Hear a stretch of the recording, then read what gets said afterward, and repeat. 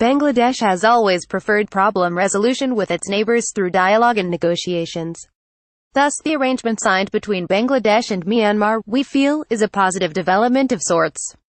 But any optimism that we would like to hold will have to be guarded since, like all other mutual understandings, the devil is in the details.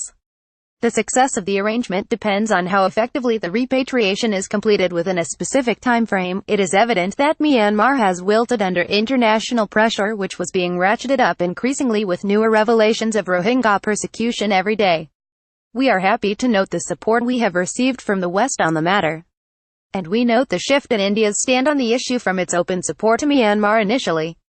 Though China is a good friend of both Bangladesh and Myanmar, it works with the latter on a different equation. Thus, the importance of China's role in the quick repatriation of the Rohingyas as well as a permanent resolution of the problem cannot be overemphasized. Needless to say, given our past experience, there is ground for pessimism regarding the final outcome of the arrangement.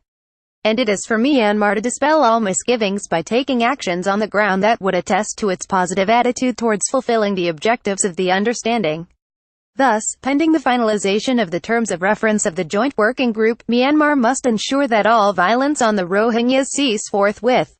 It must also create a conducive atmosphere for its people to return, but there are several other issues that must also be thrashed out if the deal has to be followed through.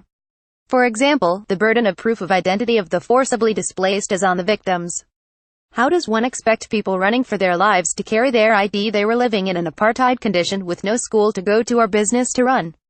We feel that the final decision, in cases of disputes regarding eligibility to return, should not be left alone to only one of the two parties. The arrangement, we must emphasize, does not mean the end but only the beginning of the end. Neither should it mean the end of engagement of the international community with the Rohingya issue. The focus of the world must not be shifted. Instead, international pressure on Myanmar for a permanent resolution of the problem must continue unabated.